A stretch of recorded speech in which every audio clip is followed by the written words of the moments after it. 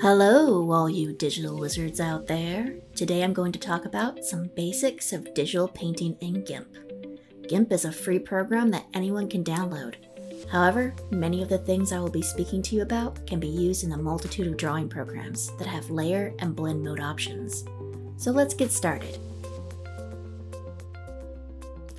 First, I want to just familiarize you with some of the layout in Gimp. You have different types of brushes here on the right side, as well as your layer tab. On the left side, you have your tools as well as your tool options. You can use your tool options to refine your tool, which is very helpful when painting. To begin, we have to create a new canvas to paint on. You do this by going to File, New, and choosing the size of your canvas. I go a step further and change my background to transparent since I prefer to work that way. Once you have your canvas, find a reference image for your painting. For this tutorial, I'll be using this image of pumpkins. I highly recommend using a reference image for painting. It's always easier to understand lighting and details from an image than try and make it up from your imagination. That being said, that doesn't mean you can't take liberties and make it your own. It's just good to have something in reality to base your work off of. Once you have your reference, you will want to bring that image in as a layer. You're going to do this by going to File, Open as Layers. You might notice that the image doesn't necessarily come in the size you want, so you will want to resize that image. We do that by going to our layer, right-clicking our layer, and going to Scale Layer.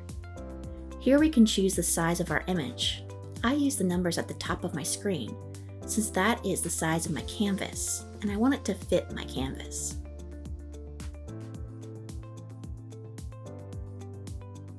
The last thing you want to do for setup is rearrange your layers so that your drawing layer is above your reference layer. Be sure to have your painting layer picked. I adjust my opacity on my layer down just a bit so I can see the image even when drawing. Now that our setup is complete, I'm going to pick a color that will stand out against my reference image. I chose blue since there's a lot of orange and browns in my scene. I'm then going to use my paintbrush to quickly trace out the shadows of my pumpkin and add any details I want to include. Don't worry about it being messy. This is really just to give us an idea about our composition.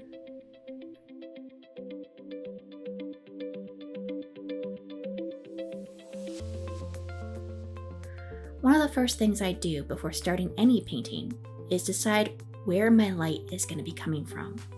To do this, I will create a layer and place a gradient over that layer. I want to make sure that my gradient has a dark and light color. The light color should be placed over the area that I want the light coming from. To choose our colors, there is 2 color picker boxes under your tools. You will choose a light and then a dark color to fill the 2 boxes. You then want to use your gradient tool. If you don't see the gradient tool, it might be under your paint bucket. To get to it, simply click and hold down on the paint bucket. Once you have it, you're just going to click and drag across your canvas. Once done, you will create a new layer titled Base Color. This is where we will paint the main color of our object. Our color should be a mid-tone, meaning not too dark or light, but just in the middle.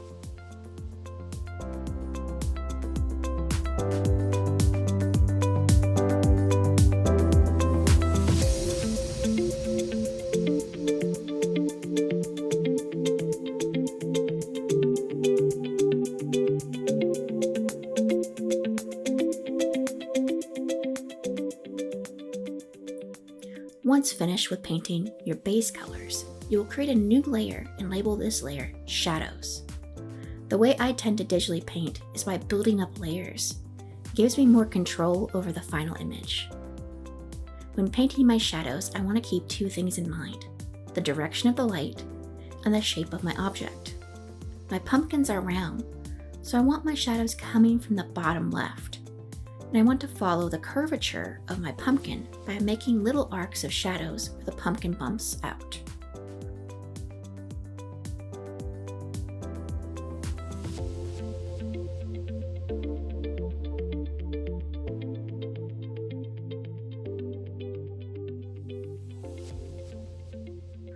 With my first layer of shadows painted, I can start building up my shadow layers.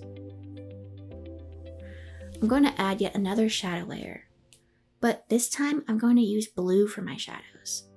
I'm doing this for a couple of reasons, but the big one is to contrast with the vibrance of the orange pumpkins.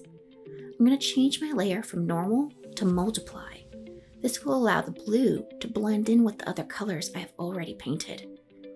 I'm also going to lower my opacity on my layer to about 50%. You can adjust yours to what you think feels right. Again, when painting this shadow, I'm thinking about how the light is hitting the pumpkins and creating my shadows in relation to that light. I'm creating ground shadows here, where the pumpkin is casting shadows onto the ground. Next, we have our highlight layer. I changed my blend mode in this layer to soft light and turn the opacity down to what feels comfortable. The way you paint your highlights depends on the type of object you are painting. For our pumpkin, we'll be softening the highlights, but if this were a piece of shiny metal, we would keep those highlights clean and tight.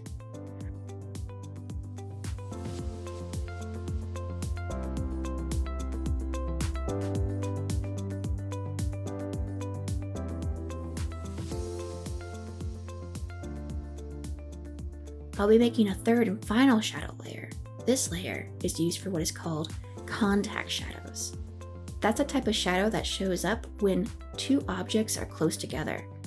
For example, when the two pumpkins touch each other or the ground, this is a tighter, cleaner shadow than the ones that came before.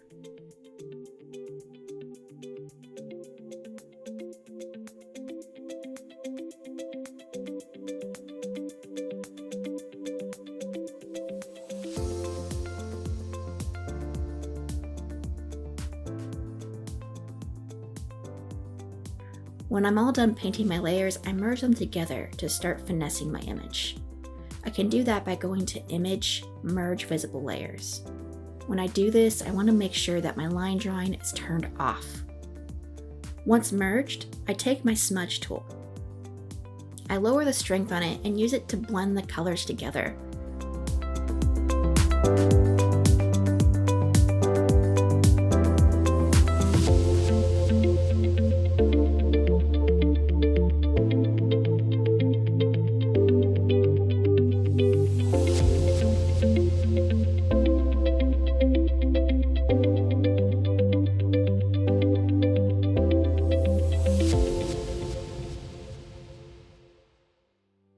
When I'm happy with my final result, I like to add some texture to my painting.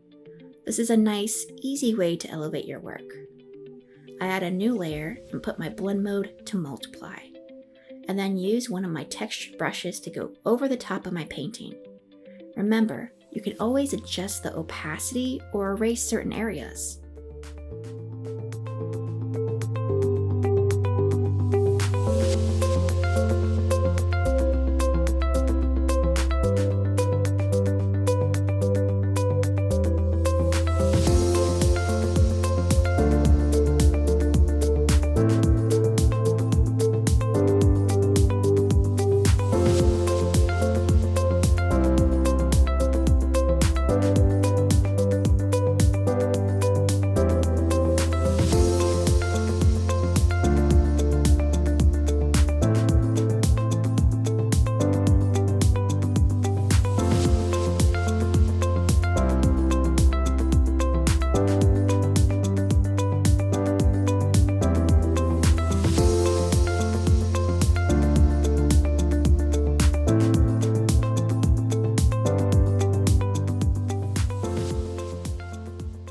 If you enjoyed this digital painting tutorial and would like to see more, like or subscribe. Until then, keep making magic, all you digital wizards.